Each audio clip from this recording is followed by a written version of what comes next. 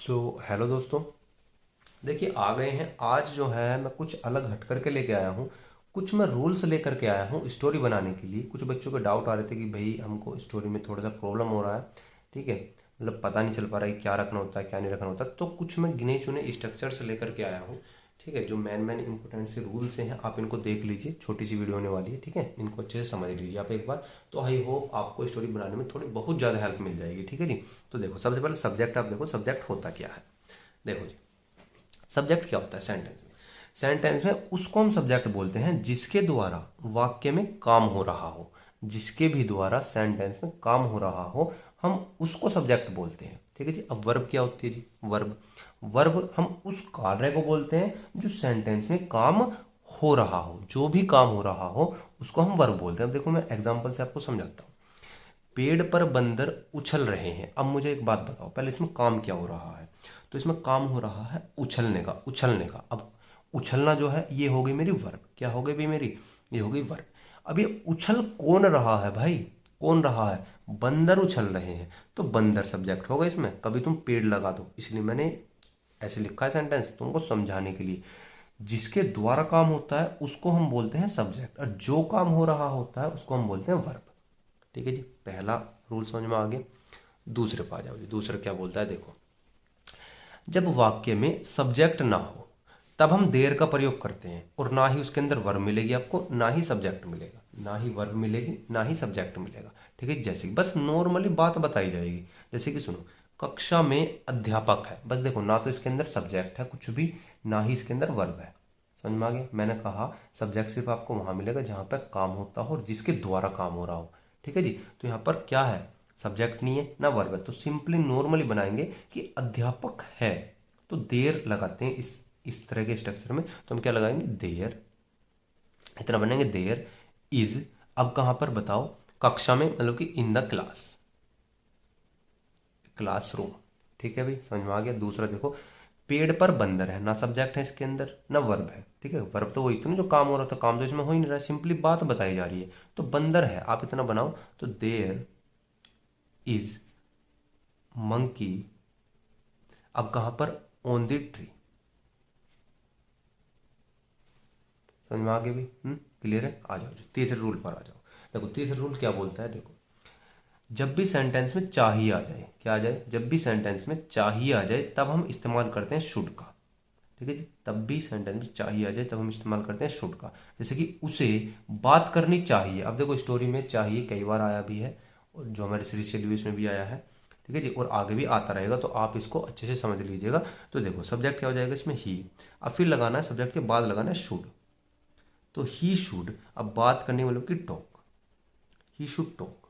ठीक है जी, समझ में आ गया।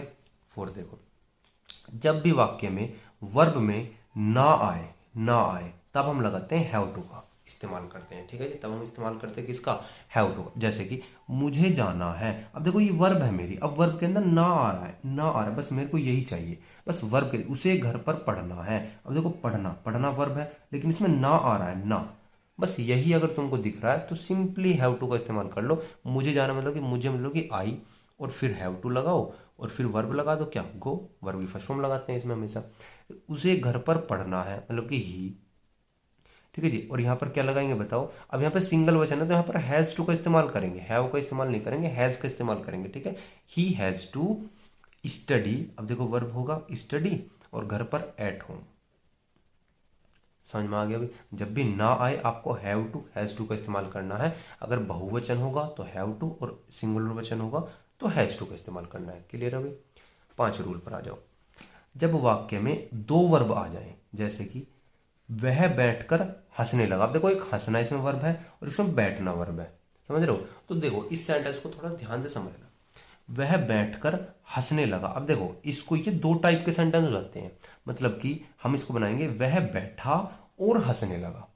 समझ रहे हो, वह बैठा और हंसने लगा। तो पहले हम बनाएंगे वह बैठा, मतलब कि ही सेट। अब देखो सेकंड फॉर्म लगाएंगे क्योंकि यहां पर काम कंप्लीट हो गया। अब ये वाला रूल मैंने आगे लिखा है, वहां पर अच्छे समझ में आ जाएगा। तो यहां पर बस आप इतना समझो कि दो सेंटेंस हो गए, कि वह बैठा मतलब कि ही सेट, एंड हंसने लगा मतलब कि स्टार्टेड, स्टार्टेड लाफिंग।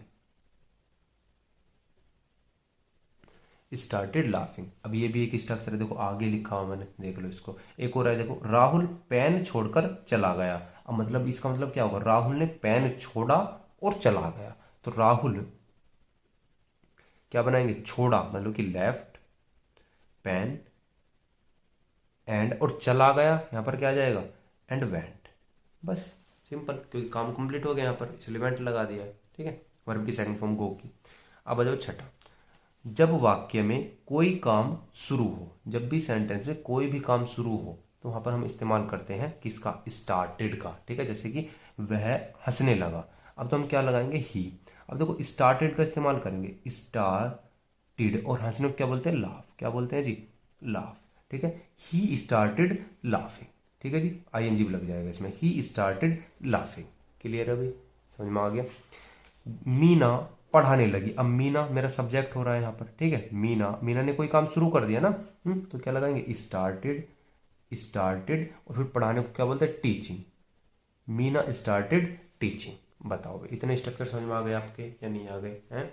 चलिए हम अगले स्ट्रक्चर पर, चलो ठीक है, चलो अगले स्ट्रक्चर पर चलते हैं। आ जाओगे स्ट्रक्चर नंबर 7। देखो 7 क्या बोलता है, जब कोई कार्य पूरा हो जाए। अब देखो ये मोस्ट इंपोर्टेंट है, स्टोरी के अंदर भर भर के इससे लाइनें आती हैं।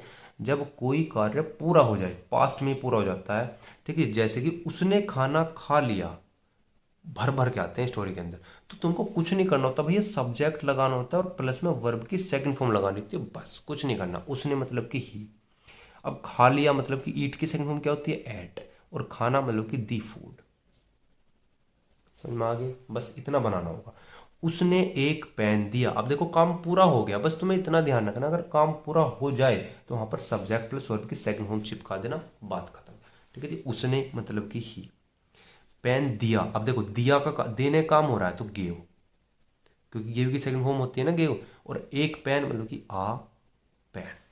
ठीक है भाई, समझ में आ गया, क्लियर है। ये मोस्ट इंपोर्टेंट रूल था। ठीक है, अगला देखो, जब काम प्रेजेंट में चल रहा हो, जब भी काम कंटिन्यू चल रहा हो, प्रेजेंट में चल रहा हो, जैसे कि राहुल हंस रहा है। अब देखो कंटिन्यू काम चल रहा है तो हम यहाँ सिंपली इज के साथ वर्ब की फर्स्ट फॉर्म में आईएनजी लगाते हैं, जैसे देखो राहुल। ठीक है जी, अब सिंगल वचन है तो इज आ जाएगा इसके साथ। अब इसके साथ वर्ब क्या है मेरे, हंसने की, तो क्या आ जाएगा, लाफ, LAUGH, और ING, वर्ब की फर्स्ट फॉर्म में ING। ठीक है जी, कॉन्टिन्यूस है ना तो इसीलिए लगाया ING। वे खेत पर जा रहे हैं, तो वे मतलब कि दे। अब दे मतलब बहुत सारे हैं तो आर आ जाएगा इसके साथ, और वर्ब क्या है इसमें, जाना, तो जाने को क्या बोलते हैं, गो, और तो इसमें क्या आ जाएगी, गोइंग। और खेत पर on the field, on the field. बताओ जी, समझ में आया।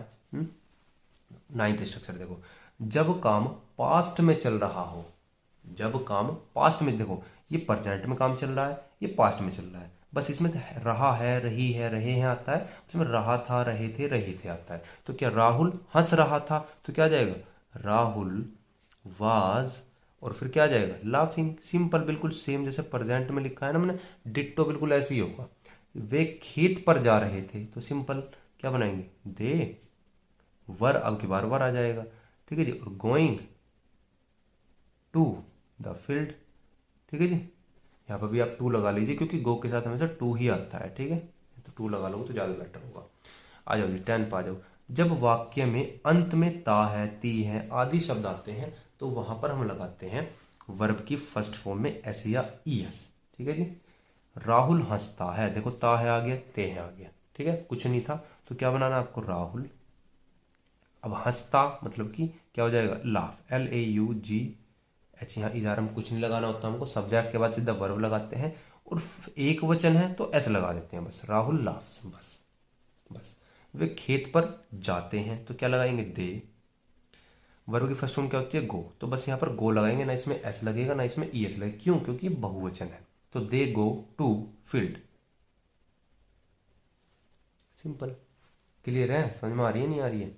11th पे आ जाओ जी, जब हमारे पास कोई वस्तु होती है, देखो जब भी हमारे पास कोई वस्तु होती है या जिस चीज पर हमारा कुछ अधिकार होता है तो हम वहां पर इस्तेमाल करते हैं खाली हैव का, हैव का।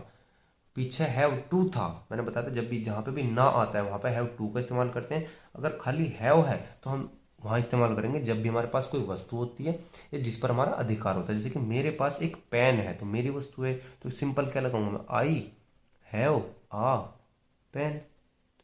ठीक है भाई। उसके दो हाथ हैं, अब हाथों पर अधिकार उसका है तो क्या लगाएंगे, ही। अब यहाँ पर हैज आ जाएगा क्योंकि एक वचन है, टू हैंड। यहाँ पर टू नहीं है, समझ रहे हो, समझ रहे हो भाई। टू वहां पे लगाते हैं जब ना है, आता है, ना आता है। लास्ट स्ट्रक्चर देखो, जब कोई कार्य हम भविष्य में करते हैं तो सिंपली आपको मालूम, जब भी कोई काम हम भविष्य में करेंगे तो क्या लगाएंगे, सब्जेक्ट के बाद विल या शैल लगाते हैं, और आई और वी के साथ क्या लगाते हैं, आई और वी के साथ लगाएंगे शैल, और बाकी के साथ विल लगाएंगे। तो क्या आ जाएगा, आई शैल, और फिर जाने को क्या बोलते हैं, गो। और देखो वर्ब की फर्स्ट फॉर्म आती है, विल या शैल के बाद हमेशा वर्ब की फर्स्ट फॉर्म आती है, तो आई शैल गो बाजार में, लोगी टू मार्केट। ठीक है भाई। वह कल स्कूल नहीं जाएगी, तो जा कौन रहा है, वह, तो मतलब कि ही। विल, अब ही के साथ विल आ जाएगा, मैंने कहा ना, आई और वी के साथ शैल और बाकी के साथ विल, ही विल नोट। अब जाना को बोलते हैं गो, और फिर टू, और फिर स्कूल, और फिर कल की बात हो रही है तो टुमारो। ठीक है जी। आई होप आपको सभी के सभी स्ट्रक्चर समझ में आ गए होंगे। ठीक है, ये मोटे मोटे स्ट्रक्चर थे जो मुझे अभी लगे कि ये स्टोरी के अंदर ज़्यादा आ रहे हैं, तो इसलिए मैंने आपको बता दिया। और जैसे जैसे स्ट्रक्चर आते रहेंगे हर स्टोरी के अंदर मैं एक्सप्लेन करता रहूँगा, उसकी आप टेंशन मत लो। ठीक है, तो मिलते हैं अगली वीडियो।